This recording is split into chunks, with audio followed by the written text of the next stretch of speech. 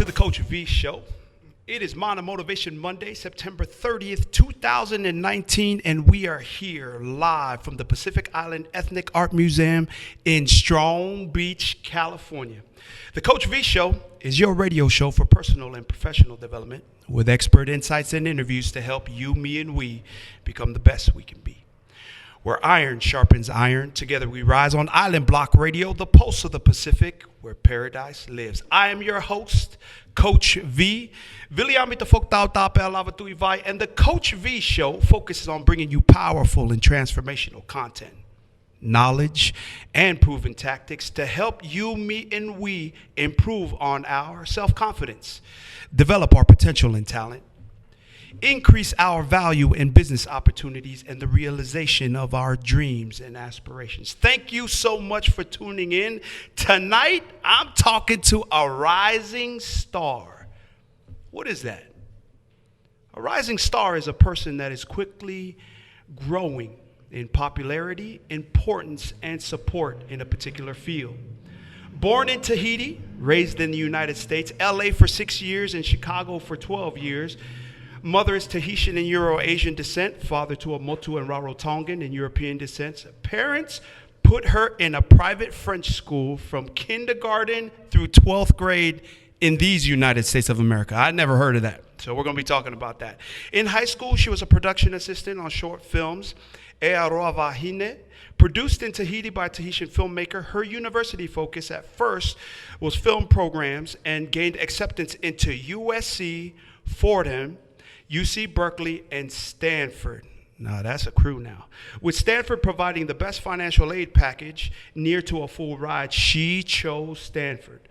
Once at Stanford, her interest morphed from film to community building, student activism. She immersed herself in the indigenous community, being that there was no Pacific Islander community center or group on campus. She joined the Native American Cultural Center and became an ally to the indigenous community. She held multiple leadership positions, including Big Sib, Little Sib coordinator, financial officer, and co-chair of the Stanford American Indian Organization. She also served as a sales manager and financial officer for the Stanford Powwow, the largest student-run powwow in the U.S. with over 30,000 plus annual attendees. Her senior year, she was awarded the 2014 Stanford Award of Excellence for her community involvement. She graduated from Stanford with a Bachelor's of Science in Science, Technology, and Society with a focus in environment and sustainability.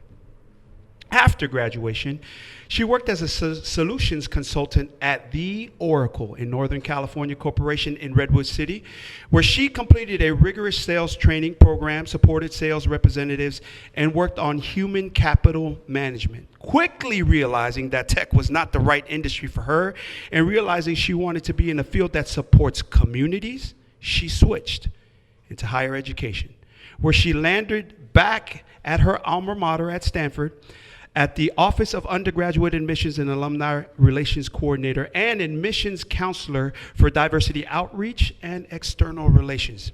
As a Stanford Admissions Counselor, she read over 1,000 applications that would make Coach V go blind and gave presentations on the benefits of higher education in California, Nevada, Texas, and North Carolina. Her most rewarding work was spearheading the first ever Stanford admissions booth at the 2017 Bay Area Aloha Festival to reach Pacific Islander students and families. As an alumni relations coordinator, she managed over 100 global events and developed educational material, quarterly newsletters, handbooks, in-person and online trainings for over 10,000 volunteers. After working in admissions, she took a unique role working for 2 student affair offices at Stanford in order to gain experience working with faculty, staff, and students. As a program and operations manager for student activities leadership, she approved all Stanford student events and collaborated daily with the campus partners, advisors, student employees, and student leaders. As a student services specialist for the Dean of Student Offices, she helped manage over 150 honor code and fundamental standard cases for the Office of Community Standards during the office full staff transition. She created in-depth case management documentation analyzed case data, and onboarded new employees in this new role. She also received a 2018 Student Affairs Team Impact Award, and not just on any campus. We're talking about Stanford University. After seeing the consistent lack of Pacifica representation, throughout her academic and professional career, she decided to pause her career in higher education to use her privilege, share her resources with the Pacifica community, and co-found South Pacific Islander Organization. SPIO is a 501c3 nonprofit whose mission is to support and promote Pacific Islander voices, cultures, and communities throughout educational initiatives, cultural and awareness, and community partnerships. This year, this is what's coming. SPIO is launching a 3 $5,000 scholarships, a free pilot college mentorship program, and a free online directory of educational resources for the Pacific scholars. Starting next year, they are creating a STEM programs, cultural exhibits, storytelling podcast, and a Pacific Islander diversity in the workforce program to increase Pacific representation across professional fields. She is married. She said she's going to be married for almost 3 years now. For all you married people out there, you know that's a trophy. Welcome to the dark side. David Newcomb, you're a champ, brah. To be with a champ like this, you got to be a champ. And she is the first generation college graduate, first Tahitian-American woman to graduate from Stanford's undergraduate institution, and a 27-year-old co-founder of the new 501c3 South Pacific Islanders Organization. Island Block Radio's Coach V Show welcomes Marushka Hirshon to the Coach V Show. Welcome to the show. Marushka, I told you when we first connected to send your whole bio, because there's not a lot of folks out there doing what you have done so far. But being the rising star for the Island Block Radio's Coach V Show and having you on this show is going to bring major value. But congratulations on all you've done. But what you are about to do is what we applaud you for most. Thank you so much. You know, it's really an honor to be on this show. I mean, I can't wait to tell a bit more about my story and just talk with you about it. Awesome. Let's start Tahiti. Let's talk roots, family history, and the passion that you have for family and that your family has for you. Start there for us. Yeah, well, you know, I really come from a family of community builders. You know, on my mother's side, one of my uncles was a president of Tahiti, Alexandre Leontieff. Another uncle on my mother's side was pretty much a mayor of one of the towns in Tahiti. On my father's side, you know, there's some deep roots in the Tuamotu, in the islands, Rarotonga and Cook Islands as well. So I've always had this desire to give back to the community. It just felt like it's part of my family's traditions to give back. So you're the first person to ever come on the Coach V Show that is related to a president of a nation. We got to give it up for that. I mean, nobody else has ever come through the show that's been the president of a nation. So let's start here in terms of being born in Tahiti, but then you went to school here all the way through kindergarten through high school, attending French private schools in LA and Chicago. What is that all about? Whew, you know, I definitely navigated three worlds. That's what it felt like. Right. You know, at home, it's a Tahitian household, you know, where my parents are speaking Tahitian and French. When I go to school, I'm surrounded by French expat students, you know? And so all my schooling is in French. Like literally my whole curriculum was in French from kindergarten through 12th grade. I didn't even do an American curriculum. I did the French baccalaureate. It was as if I was going to go to college in France. And then, of course, living in LA and Chicago, I'm surrounded by American culture. So I just felt like I was constantly navigating these three worlds. And in that navigation, you found this passion for filmmaking. What was that like, and how did that start? Well, you can imagine in Chicago, there weren't many other Tahitians. And in my school in Chicago, there were only French people. And so I just constantly felt like there was a lack of Pacifica representation everywhere I went. people usually did not know what a Tahitian was. They didn't know what a Polynesian was, what a Pacific Islander was. I didn't see it in the media. I didn't see it in movies. My history courses didn't even talk about Oceania. And so it really wanted me to go into that. And I actually followed in the footsteps for a little bit of one of my cousins in Tahiti who was in film, and she was directing and producing short films on Tahitian communities. Right. Okay. And then now the college application and acceptance process. USC, University of Southern California, right? Fordham. Is that the Fordham in New York in the Bronx? It is. Okay, I know where that is because I'm a Davis guy, so I do know academia, but I'm more on the Pomona Hood side of the academia. Oh, good. But still. And then UC Berkeley and Stanford. That's quite a crew in terms of institutions of higher learning. Talk about the application process and your feelings and how you selected who you went with. Yeah, it was interesting because unfortunately, my college counselor kind of laughed at the options, at where I was trying to accomplish, you know? So I remember actually going into that meeting really nervous, you know, insecure little high school student saying, I want to do film. I'd love to go to USC or somewhere on the West Coast. And I remember having a little smirk on their face, and I was really sad. But, you know, I had to find that courage from within and my family's strength to recognize that, you know, sometimes people may not believe in you, but you have to believe in yourself. You need to have your family's support as well, your community's support. So, you know, I powered through, recognized that I had strengths. So I did my application, I did research on my own, you know, I really made sure I found as many resources as I could. Applied, didn't have a great SAT, ACT score, but that didn't stop me, you know, I was like, I'm gonna shoot for the stars. I don't care what people say. If they say I can't try and reach this, I'm still gonna try. It's worth every effort. Right. And it was definitely an interesting process, definitely found as many resources as I could, and it was a true honor, of course, to get accepted into these great institutions. Right. And then, I mean, you passed up, I think USC, Steven Spielberg went to USC, right? I know. mean, that's a big time filmmaking school right next to Hollywood, but you chose Stanford. That's awesome. And so in that, why Stanford? You know, it was a very difficult decision to make because I did recognize that USC had an incredible film program. But real talk, finances. You know, I was thinking about my financial future, and I recognized that Stanford somehow gave me the best financial aid package. I literally almost had no debt coming out of Stanford. That is awesome. So that, for my family, you know, we didn't have a lot of money, so that made a lot of sense for me. And it was a great choice.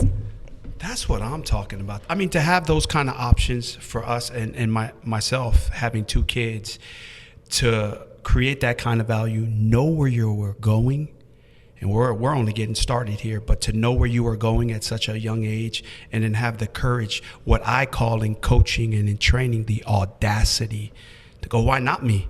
I don't care what the counselor says. I didn't care when I told people, yeah, I'm going to go be a life coach and a motivational speaker. And they were like, Coach, you need one life coach. You ain't going to be one life coach.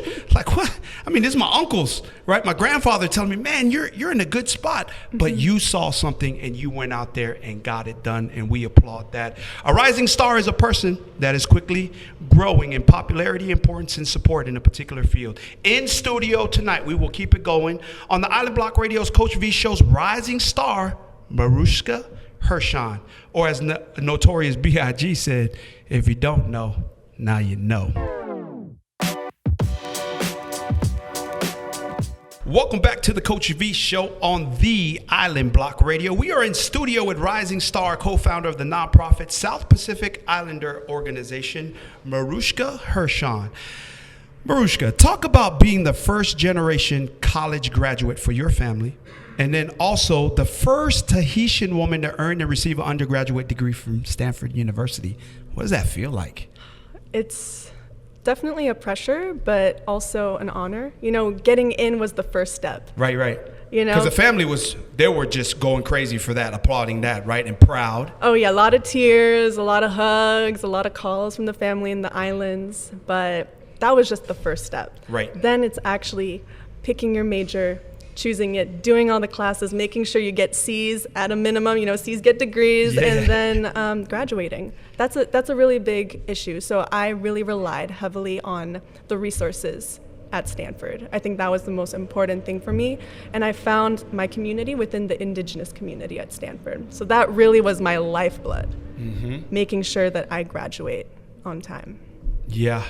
And for my daughter, Susan Mele, who's listening, Daddy's going to be crying when you get a full ride scholarship to Stanford as well, all right? I am going to be crying, and everyone is going to be happy. Yes. And we talk about Stanford all the time in our household, and that's why I say that. Okay, we're going over your story, your history, graduating from Stanford University. And while at Stanford, you transform from one emphasis to another. Talk about that change and transformation. Well, when I was an admission counselor, I'd give talks about, my transition a lot. And I tell students it's okay to change majors throughout college. I changed majors 5 times, and I don't even care about saying that because I just wanted to learn so much. I was like, I'm at Stanford. There's so many opportunities right here. I want to try as many things as I want. So I was a film major at first. Then I was, for a hot second, computer science. I was like, okay, that's not me, but I'm glad I tried. Well, we can tell you're younger. When you start saying hot second, the audience knows you're a little bit younger than Coach Yes. V. Okay, go ahead. Keep it going. And then I finally landed on science, technology, and society. And it was just perfect for me. I got to do some classes in a lot of different majors. And I think that's where I really learned about the importance of equity in resources and recognizing that sometimes some people have less privileges than others. And I think that really helped me navigate to my work today. And then you're on campus trying to figure out your major, trying to find yourself, right? Trying to grow, learn, and all that. And then, but during that time, you connected with the indigenous people of America, the Native Americans, and then you were awarded the 2014 Stanford Award of Excellence for your community involvement and engagement. Talk about that. That was a complete surprise. I mean, I had no idea that this award existed. I actually got it. I got an email maybe 1 month before graduation. And it was like an official letter, and I was like, me? Like, why did I get anything? Like, the community work that I'm doing doesn't feel like work. When you're working with family, when you're working with your indigenous community, it doesn't feel like work. And I wanted to be a good ally to the Native American, other indigenous communities. And I think that's also helped me in my work today, recognizing how, people can be allies to our larger Pacifica Oceania community as well. It was a very big honor. That's awesome that you felt that about the community you're working with too, because me trying to work with Tongans, it feels like double the work. And just some hashtag real talk. Some of these folks, you trying to help them do something, and they make it harder for you, like not even show up on time type of thing. But that's just some hashtag real talk. So now you're graduated, as we're talking about your story, and you work in the tech industry, but then you change your mind again. Talk about that. Yeah, so right after graduating, I actually didn't know what I wanted to do exactly. I didn't realize that community building could be, a career. So I thought, okay, I'm in the Bay Area. I'm going to try to do some tech for a little bit. So I did solutions consulting at Oracle. And really, really soon after, you can tell when your values don't necessarily align with the work that you're doing, or you don't necessarily feel passionate about it, you're going to want to switch. So after a year and a half, I gave it a good try. I realized that I wanted to go into higher ed and share resources and give back to our indigenous Pacifica community. Yeah, so talk about that, because I think there's a lot. I mean, there's a poll. The Gallup poll says that over 70% of Americans do not like their job. Okay? Real talk, yeah. So then for you, because you're making good money over there at Oracle. I mean, Oracle pays well, right? I think about that a lot. I'm like, ooh. You're coming to the nonprofit world, and you're going to get there, but it starts from basically nothing. But how do you have the courage to look at your bills and then look at the amount of money they pay you and then decide to go with what you're passionate about? Talk to our audience about that. Yes. Oh, I talked about that a lot with my family and my then fiance, now husband, about, what do I value more? Making money or spending my life doing something I'm so passionate about? So passionate that it doesn't feel like work. And that felt more sustainable for me. So I thought, if I'm doing what I love, maybe eventually down the road, I could get more financial stability down the way. But I need to be smart about it. I still need to make good financial decisions. It's a life choice that I was willing to take. Yeah, right. And how old are you now? I'm 27. And then no kids yet? no kids yet. Oh, I know that's going to be expensive, so I'm holding off on that until I have a bit more financial stability. You both will be able to handle that. That shouldn't be an issue at all. And then so now you switched back into academics, went back on campus.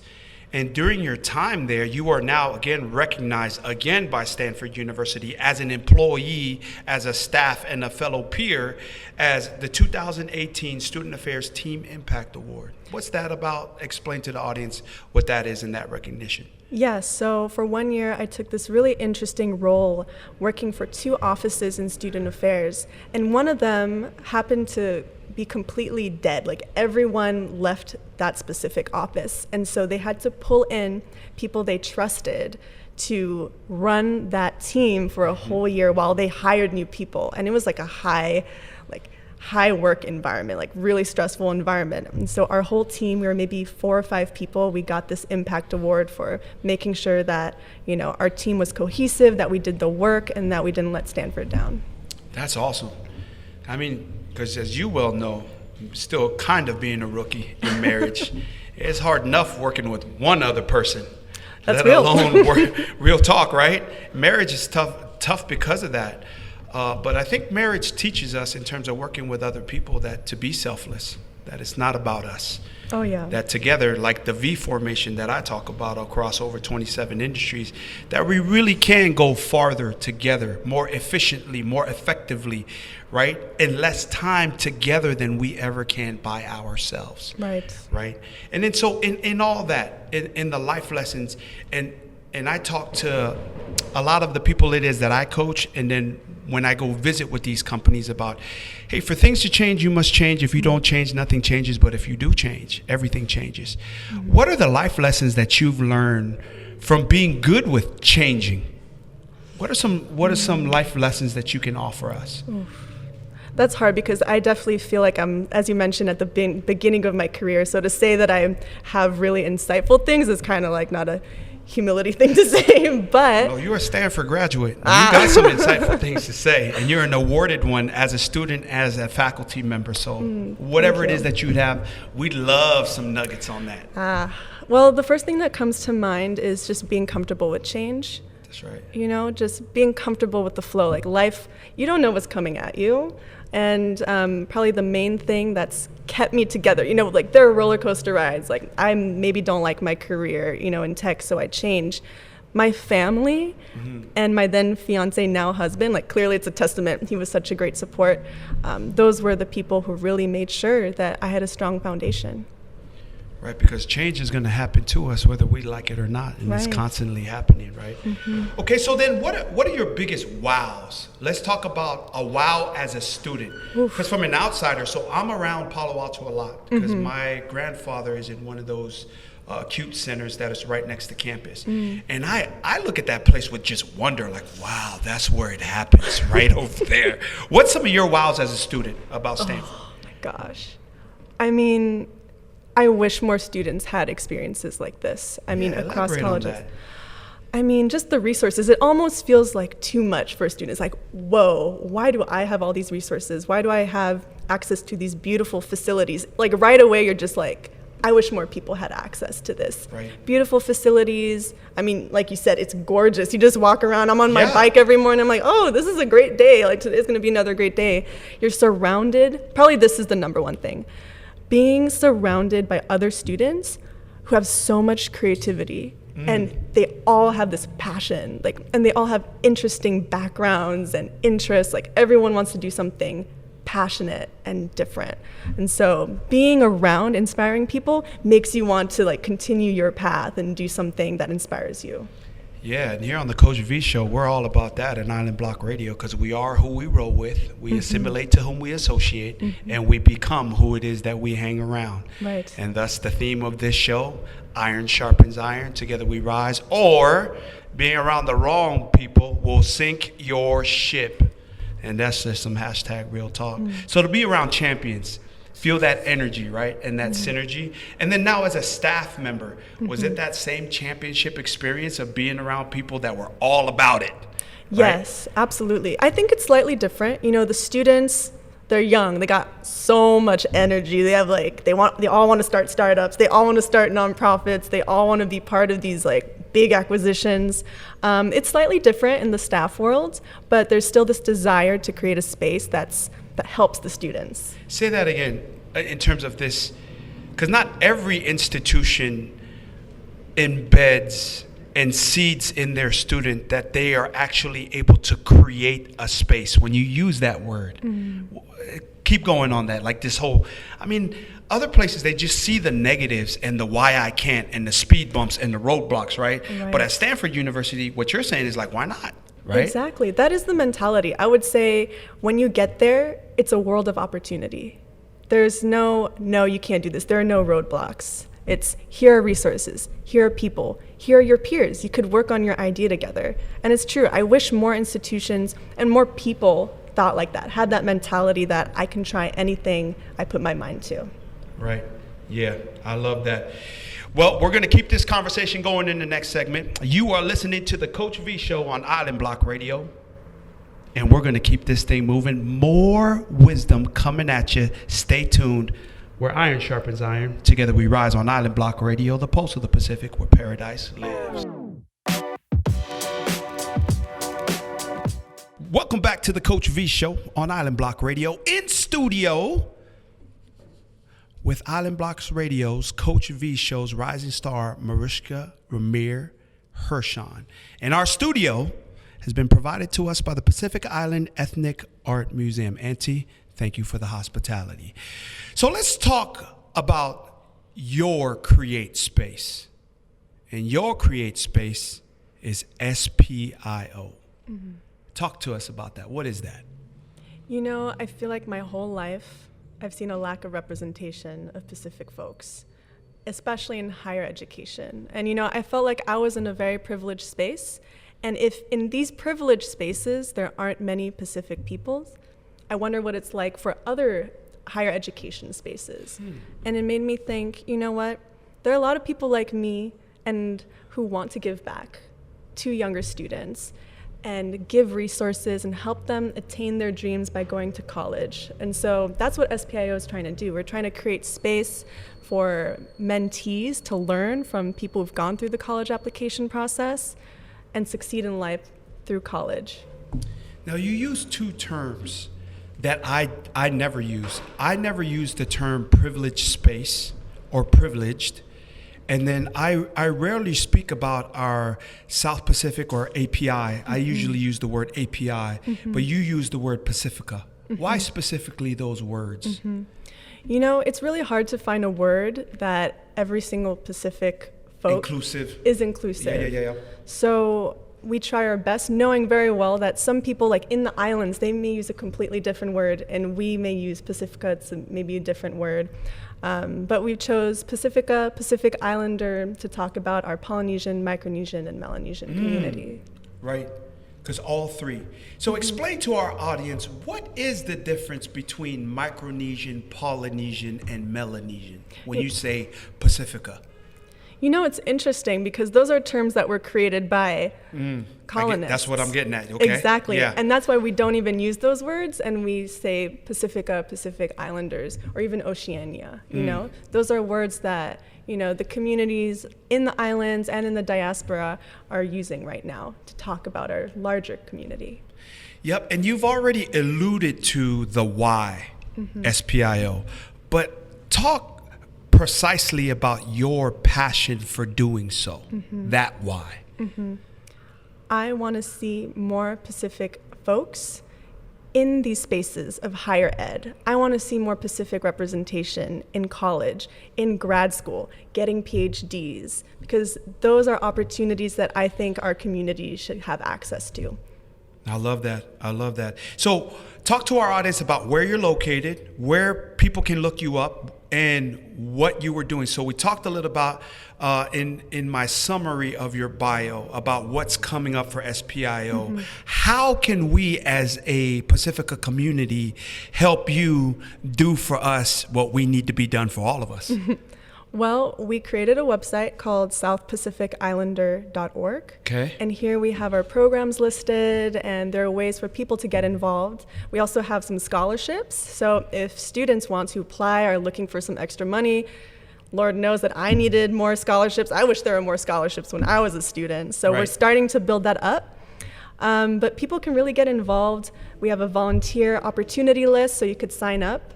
And of course, if you have specific knowledge, want to advise us, you can actually email me directly. We have an advisory board, an international advisory board right now. All volunteers who are usually having a lot of experience in finance, nonprofit world, and who are working directly with our board to help develop SPIO. Okay, talk to us about your team. Because to me, when I'm always analyzing, I'm always overanalyzing and observing other organizations that I'm going to roll with, right? I look at who are on their team, who support them. Tell our audience about, because you're being a co-founder, who's the other co-founder, right? Who has been integral in terms of building this and creating this SPIO space, and then who is on your board so that we can get a feel for what this is about. Absolutely. You know, I had to start with people I trusted. Like you mentioned, you know, you want to surround yourself with people who inspire you and you know who can do great work. So I have 3 other co-founders. I could not have done this without them. You know, it really is all about teamwork.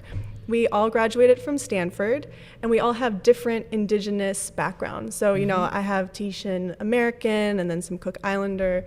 One of my co-founders is Micronesian and Native American. Another one is an ally, indigenous as well, Native American.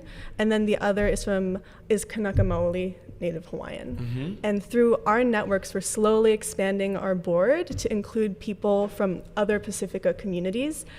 Of course, our board can only be about 9 people. So the way we're getting more inclusive is through our advisory council. And that's where we're hoping to get people from the islands, you know, from all the different islands to help create a truly inclusive space. Yep, and tell us their names. So we have Michaelan Konichi, Katie Ching, and Eldred Lisansi. Those are the main 4 co-founders. Okay, can you promise me that all 4 of you will be here on the next time we bring you in 2020? Oh, of course. We'll make that happen. All right, we'd love to have you. Already done deal. And so, ladies, exceptional work. I look forward to meeting you in person. I have had some on point and just upfront conversation about how we are willing to help the Invictus Youth Foundation, my foundation, the Coach V Show, and Island Block Radio. We're going to do everything that we can. And so, but now you started in San Jose. Right. Okay, because I saw that on your website. But now you're down here. Where is the physical location going to be? Where's the main hub of operations? So right now we are in a transition period. All of our programs are online. And I think that's what's really special about this program. We want to leverage our volunteer community to be from all around the world. And we also want to provide our mentorship, our scholarships to Pacifica students from all around the world. But our goal is to have our means of operations in the Los Angeles area. Like it. I like it. So what city do you and your husband reside? We just moved from San Jose to Santa Monica. Oh, uptown folks. I like that. So Pacifica, you too can get up there too. College graduate, Stanford, Santa Monica. No, that's awesome. And I'm just joking around. But really, we look forward to what it is that you're going to be doing here. And we still got another segment to go. But answer me this, because in the nonprofit realm, as I work with at-risk youth, ages 5 to 13, and one of the things that happened to us right away is we redefined what at-risk youth is to not just being a person that was like me, grew up on free lunch, free and reduced lunch, high crime area, murder area, and a place where the financial earnings of a particular family was very low. To any kid with free time is an at-risk kid. So those were some of the changes that we're going through. But this is also something I find, and here's a Coach V quote. The hardest thing about nonprofit work is helping a population that might not be grateful or thank you for the passion that you put into them. That is the one thing that I'm always trying to be cognizant of and aware of, is that in my programs, we give away free stuff to kids and free services, but they didn't have to earn it. I see. So do they really understand the value of that? When I say that, what comes to mind for you? A few things, but the main thing is I understand the feeling of, oh, do the people who are receiving the programs understand the value of it? And that can be kind of hard sometimes. You think, oh, is this worth it? Is all this work that I'm putting in worth it? And I need to remind myself that yes, 100% yes, because when I talk to mentors who want to mentor younger students, they all say, you know what, I'm so grateful for those free programs that I did. That's right. I recognize later, I didn't recognize back then, but now I do, and I want to give back and make sure that younger students utilize those free resources. So whenever I have like a tingle in the back of my mind that says, is this worth it? Like, is all this time worth it? It is, 100% always. Yep. And then really, because you're doing this partly because it's your passion and purpose to serve others, but you're doing this because this is what you do. Like, this is what we do. We serve. Absolutely. Right? So here's another Coach V quote, and I love your thoughts on it. What we do for ourselves brings progress. What we do for others brings fulfillment. Doing both earns success. When I say that, what do you think about? I love that. I feel like I'm trying to live that way, Exactly. just recognizing that when you dedicate your life to others beyond yourself, you're in many ways like treating your soul. You're giving back to your community. That's what I feel like I'm doing every day. Every day I wake up and it doesn't feel like work. I'm like, ooh, I'm doing something that feels good. I'm helping people out, and it just improves my health and wellness and my well-being too. Yep. So what's in the background? Like for me, when I'm in front of the kids, real talk, man, it does not feel like work. Putting on camps, speaking to the kids, helping a kid how to freaking figure out how to dribble with their left hand in basketball, or dribble with their left foot when they're right hand dominant or right foot dominant, right? I love that. But there's background stuff that people don't see. They don't see me going to the shed with all this equipment all by myself, right? Putting away all this equipment, or sitting up and then making, because people want to hear from the main person when it comes to donating thousands of dollars. They don't want to hear from an associate, right? And so that's the behind the scenes work that is still work in my mind. I get what you're saying. I still love it. But what is the behind the scenes struggle for you and your staff as you guys are building, growing, and trying to move forward to the future? Oof, where to begin? Yeah. I mean, I think it's a lot of learning on the fly. We're grassroots. We don't have money to ask a consultant to give us a manual on how to do X, Y, and Z. Figure it out.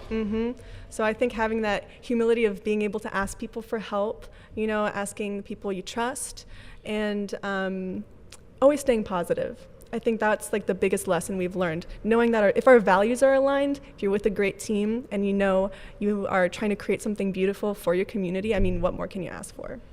I think that is a great and a valid point, what our expert is speaking about. There's an old book that says this: ask and you shall receive. Seek and you shall find. So for those people that are sitting around with concepts, it is action. Success and love, right, are nouns that work better as verbs, but without action, success and love are just words. So if you're not out there actively seeking, putting in that work, nothing happens, right? Right. And if you don't ask, and in the position we are where we need help, could you help us either with financial ways, with your expertise, or connecting me with some folks that can either volunteer their time, right, or their expertise or their finances to what the greater mission is. Exactly. But if you don't ask, right, talk about that, and then we'll close off on that. If you don't ask, the answer is always no. Right.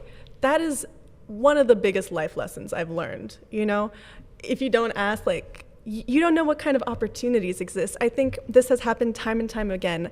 In the beginning, before SPIO even existed, I spent the first month or two reaching out to people on LinkedIn. Cold turkey, no connections. I was like, should I even be doing this? Most people are probably going to say no. but I got connections to people I never thought I would get connected to. I mean, look at us today. Or through Kaleni Suliafu, my man. Shout out to my boy Kaleni with Ashura. What's up, baby? Go ahead.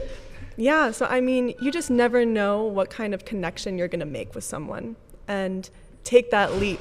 Don't be afraid. Don't be insecure about it. Don't worry about what people will say. You'll find that actually people want to help out. That's right. If you reach out to them, they might open the world to you. They might open up to so many more opportunities than you ever could have imagined. That's right. That's right. Keep it locked. We'll be back right after this brief music jam break brought to you by The Island Block Radio. You're listening to the Coach V Show. Thank you so much for tuning in. Where iron sharpens iron. Together we rise on Island Block Radio, the pulse of the Pacific, where paradise lives. Welcome back to the Coach V Show on Island Block Radio. Shout out, Auntie Fran. Thank you so much for your hospitality at the Pacific Island Ethnic Art Museum. The Coach V Show's streaming right there from their spot in Long Beach. My first time there. It is an amazing facility that talks about all the history, heritage, and value of our Pacifica people. Stop by, check it out. Make sure you visit every opportunity that you can. When you are in the Long Beach, or what did we say in Pomona? The Strong Beach Hood. When you're in Strong Beach, stop by. Welcome back. We are talking with Marushka Hirshon. And as we talk to her about all of her accolades, the vision and the mission is she has for her future and her great organizations.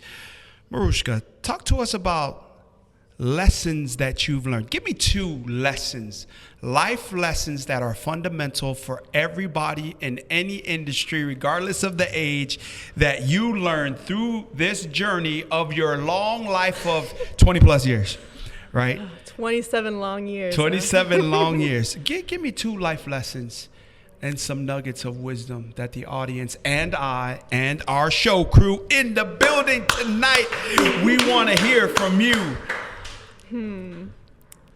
Be a constant learner. Ooh, say that again. Say that again. Be a constant learner. Tell us what you mean by that. Read more, explore, just be curious. I think I try to read books, or you could get some apps that they give you like a 15-minute audio book of what the 300-page book was. Or read articles, try different things. Like I'm trying to do Tahitian ukulele. I'm trying to learn different things. I'm trying to relearn Tahitian language. Just constantly learn. Like, why stop now? Like in 50 years, I want to look back and I have a list of things I want to accomplish. Like I still want to learn fluent Tahitian, fluent Russian because I have some Russian heritage. Ukulele for sure. I want to dance at the vah-he-nee in Tahiti. I have a long list. Like everyone should have a long, long list of things that they want to accomplish. That's number 1. Number 2, everyone should have a mentor. Everyone. Like you're never too young, of course never too young, but never too old to have a mentor. Someone I really looked up to, one of my old bosses, I think, probably twice my age, she still has a mentor, And she's very successful. I think it's really important to be a mentor and get a mentor. I think those are my 2 nuggets. Okay, I love the reading thing, and this is why too. So in Pomona, when I really started to look into my foundation, so there's actually a reality about the deficit of their economics. But really the deficit of their lack of vocabulary, understanding that came from not reading was one of the biggest detriments to kids that grow up in the hood, right? So I love the reading thing. And then having somebody that you can mentor, bounce off ideas. I love that. Those are 2 great ones. Okay, and when I say work to be the best, because in what it is that I do with my one-on-one clients or going to companies, right, we're always talking about 2 things. Work the best that you can be, and we'll get on the second one next. So when I say that to you, Marushka, what does work to be the best that you can be, which involves reading, and to be the best you can be, you got to have a mentor. What else? What else do you think about? Oof. I mean, I think I'm constantly striving to be a better version of myself. I really am. Like, I think if you're stagnant in the way that you live, you're not growing. I think it's beautiful. We have a whole long life. Like, we should grow, we should learn, we should meet new people, should experience different things, and constantly strive to be better than what we are today. Yes, the best version of ourselves. V word. I love V words. My name's Coach V. And then so when you talk about that, the best version of yourself, what does that mean? Now break that down like I do to my clients. So what does that mean, the best version of yourself? Because we have multiple identities, multiple roles that we play. Can you expand on that? Well, I think of myself, trying to think on the fly, like what is my methodology for this?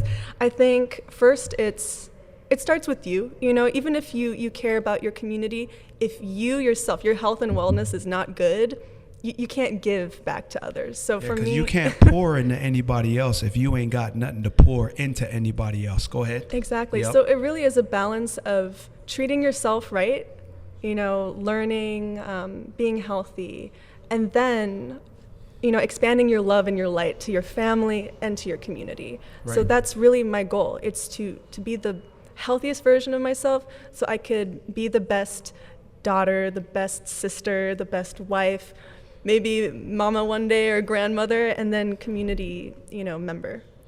Yep. So the best that we can be in terms of your health, you mentioned that, as a person, right? And wherever it is that we are doing business, we need to do something for the community. That's just a good business plan too, right? Because then you create relationships, and then the best that you can be physically, because this is the only vehicle that's going to take us into the future. Right. And then the best, there's so many roles, right? So that's a really loaded question, and I love how you're talking about. But first, you, me, and we must take care of ourselves. So touch on that one more time when you said the health, better yourself so then you can now help other people. Right. Ever since I switched from tech into higher ed, I feel like my health and wellness has just naturally gotten better because I think everything is tied. It's very holistic, the way we live. So ever since I switched into higher ed, I'm waking up earlier, I'm setting these rituals for myself. Like I meditate, for like a minute to think about what am I trying to accomplish today? How does it align with my vision in life? How am I going to, be the best sister, wife, daughter, community member? I work out more, oh my gosh, when I was, in tech, I didn't focus on my health as much, I didn't make time for that. But now I have a reason of being, I want to be the best SPIO co-founder that I can be. So I need to be healthy. I need to set boundaries for myself. I need to eat well. I need to sleep well. I can have a glass of wine. Come on. I'm going to have a beer once in a while. Or a couple, Everyone needs it. It's a balance. But I think that's really important for me in the past few years. Okay, you said an R word that I think that you, me, and we cannot become our best unless you have this. And it goes rituals, habits, and daily activities. How else did you get considered to be at Stanford, right? And then graduate from Stanford. So when I say that, okay, to be the best that you can be, you better have some rituals, some habits, and the daily activities, because you wouldn't be the person that you are. I wouldn't, right? If I didn't have these habits that created the opportunities and created the value. Talk about that. Habits, rituals, daily activities. Ooh, it's definitely switched. I think that's the beauty too. You may try a ritual or habits and it may not fit with your lifestyle. You have kids. Oh my goodness, I'm thinking about that. I'm like, how am I going to handle the current rituals that I have? Yeah. Got to wake up earlier? I don't know. But for habits, it's really waking up early, trying to wake up at 6 a.m., look at my emails, only limit that to half an hour because I know I could get sucked into those emails. I could spend the whole day doing that. And then knowing what my priorities are every day. Just have my list of 5 things that I absolutely need to accomplish. Work out, hang out with family, try to sleep early-ish.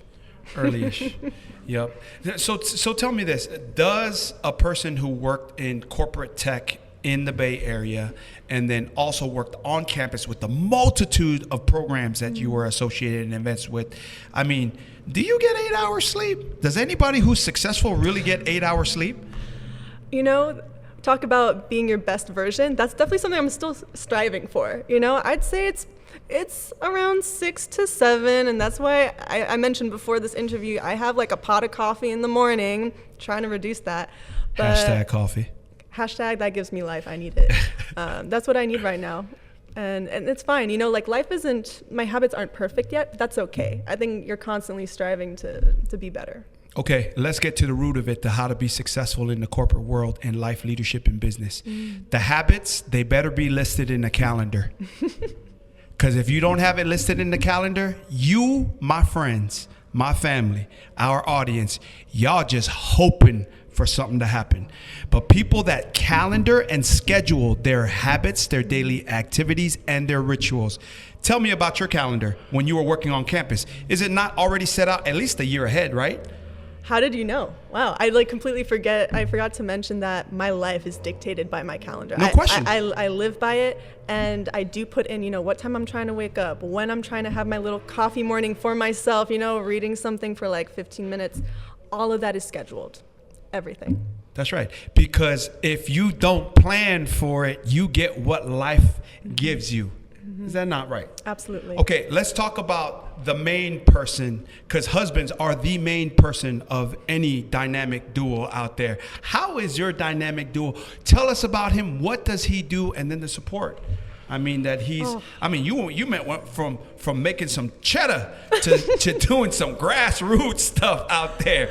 That'll shock anybody who's about to get married to go, That's real. Right? That's Talk real about your man, introduce us to your husbands, and we look forward to meeting him in the future.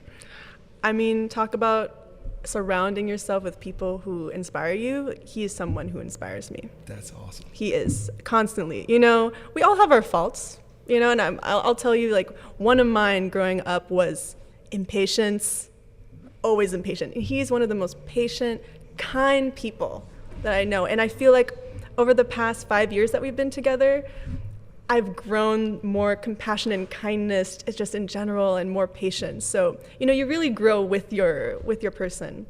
We met at Stanford. We were in the same freshman dorm. I had a crush on him, he had a crush on me. You know, it's like that story, and then, you know, we just didn't talk until senior year. Oh, he'd been hustling since freshman year, Oh, huh? I know. I see it. And then, you know, I always admired him. You know, so we were good friends for the good 4 years. And he's Puerto Rican-American. Mm-hmm. And I think that's also something that's really interesting about us. We both have these multiple identities. Mm-hmm. You know, I'm part indigenous, part European. He's part European, part Puerto Rican, and we connect a lot on how do we share our privileges with our communities as well. So, yep. Love him to death. So one of the things that I'm always promoting on social media, and to all my single friends and people out there listening to the Coach V show, is, I mean, you gotta find you a partner that makes you more excited that when your food comes at a restaurant, like when you ordered and you're hungry, and if you're more excited for your food than you are than the person next to you. So that's one. Here's two. I don't believe that any successful couple has anybody behind them, because you hear that all the time, right? Man, I got so many people that are behind me. I think a successful couple are right next to each other. That's beautifully said. Right. And so talk about that in terms of the example and the experiences you two have had as a couple. I mean, jumping from tech back on campus, going from San Jose. I mean, to SoCal, this place is just a parking lot of freeways, right? Is it not? Come on. Yeah. Oh my gosh. I'm just thinking about the roller coaster ride that it was. But out of all the people who I told my crazy plans to, I'm going to jump from corporate making great money to like an almost no money industry, he was right there with me. He was like, we're going to make this work. This is your dream. Of course, we're going to try to make this work. So he has, I mean, I couldn't have done it without him. It really is a partnership. It's can't do it without that person. Yeah, and this might be a Q question too, because Joey Kawenga Q, hashtag Q, is in the building. I mean, is this just a Polynesian thing? This because our spouses and our others are not Polynesian, and are we all the impatient ones in our relationships?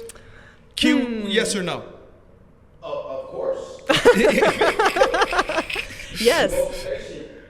I am impatient and I want to go fast. And my spouse, like you're saying, my wife Martha is so patient. I mean, I jumped from Division I football in a lucrative time in my career to do motivational speaking and now coaching and what I do now, right?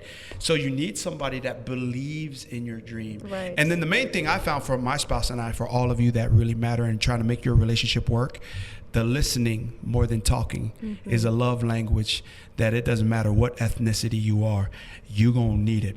Shout outs. Who are you gonna shout out? Let's shout out your husband by name. Oh my goodness. Your parents by name, your siblings by name, unless you're like me and you got 9 siblings. We ain't got enough time on the show. No, I'm for good. that, I could do it. I could do just it. talking, bro. We got too many siblings.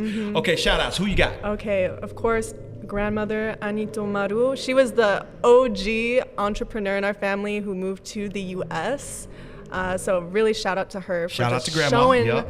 the way of entrepreneurship. My mom, Lisa Leontieff Hirshon. My dad, Teva Charles Hirshon. My brother, who is actually probably smarter than I am, honestly, Where and did he go to younger.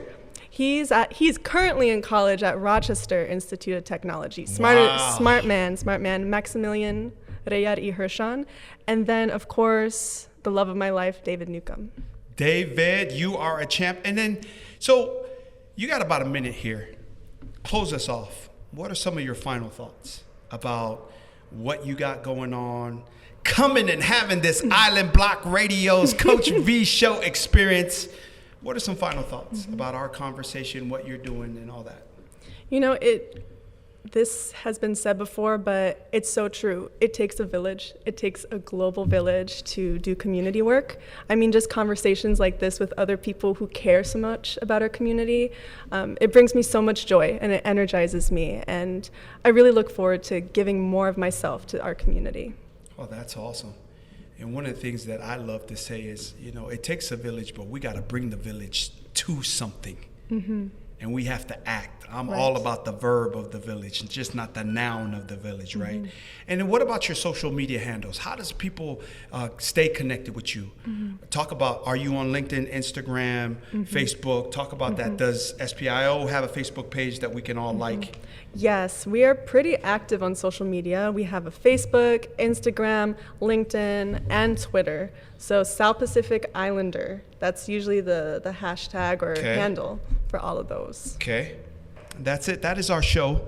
A rising star is a person that is growing quickly in popularity, importance, and support in a particular field. Thank you to our rising star, Marushka Hirshon, for taking time to come in right here to Long Beach, all the way from a really nice neighborhood in Santa Monica to the Pacific Island Ethnic Art Museum. Come see Auntie, come stop by here.